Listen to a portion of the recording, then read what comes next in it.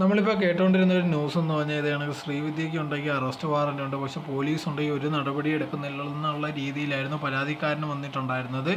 So ആ സമയത്തുണ്ടെങ്കിൽ പരാതിക്കാരൻ ഡയറക്റ്റായിട്ടുണ്ടെങ്കിൽ പോലീസിനെ വിളിച്ച് കാര്യങ്ങളൊക്കെ അന്വേഷിക്കുന്നുണ്ട്. കോടതിയിൽ നിന്ന് ഇത് കണക്ക് വിധി വന്നിട്ട് എന്തുകൊണ്ടാണ് നിങ്ങളുണ്ടെങ്കിൽ ഇത് കണക്ക് ആക്ഷൻ ഒന്നും എടുക്കാത്തതെന്നുള്ള രീതിയിൽ പോലീസിൻ്റെ അടുത്ത് ചോദിക്കുമ്പോൾ അവർ പറയുന്ന ഒരു കാര്യം എന്ന് പറഞ്ഞാൽ ശ്രീവിദ്യ ഉണ്ടെങ്കിൽ അവർ വരുന്ന സ്റ്റുഡിയോയിലോട്ട് വരുന്നതേ ഇല്ല, വന്നാൽ മാത്രമേ ഞങ്ങൾക്ക് എന്തെങ്കിലും ചെയ്യാൻ കഴിയത്തുള്ളൂ, അവർ എവിടെയാണെന്ന് പോലും അറിയത്തില്ല, അതുകൊണ്ടാണ് പ്രശ്നം എന്നുള്ള രീതിയിൽ ആദ്യം ഒരു പോലീസുകാരൻ പറയുന്നുണ്ട്. അത് കഴിഞ്ഞിട്ട് പിന്നെ ഹയർ അപ്സിനെ വിളിക്കുന്നുണ്ട്. അവർ ഇതേകണക്കുള്ള കാര്യങ്ങൾ തന്നെയാണ് പറയുന്നത്.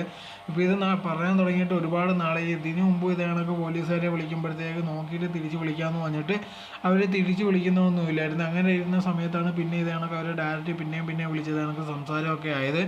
അങ്ങനെ ആയപ്പോഴത്തേക്കുണ്ടെങ്കിൽ ഒടുവിൽ ഇതും എടുത്തിട്ടുണ്ടെങ്കിൽ ഇവർക്കെതിരെ ഉണ്ടെങ്കിൽ പരാതി കൊടുക്കുക, അല്ലെങ്കിൽ ആ ശ്രീവിദ്യക്കെതിരെ ബാക്കിയുള്ള കാര്യങ്ങൾ നോക്കാമെന്നുള്ള ഒരു തീരുമാനത്തിൽ മേലിലുള്ള ഹയർ അപ്സും അതോടെ തന്നെ ബാക്കിയുള്ള ഒരു രീതിയിൽ പോകാമെന്നുള്ളൊരു തീരുമാനമായിരുന്നു എടുത്തിരുന്നത്.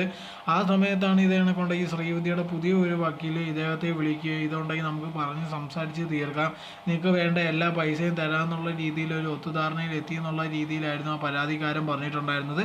എന്തായിരുന്നാലും ഇത് പോലീസിൻ്റെ സഹായം കൊണ്ടല്ല, ഇതേ കണക്ക് ആൾക്കാർ ഇതിനെക്കുറിച്ചുള്ള കാര്യങ്ങൾ വീഡിയോ ചെയ്തത് ഭയങ്കര വൈറലായതുകൊണ്ട് സംഭവിച്ചതെന്നുള്ള രീതിയിലായിരുന്നു അയാൾ പറഞ്ഞിട്ടുണ്ടായിരുന്നത്.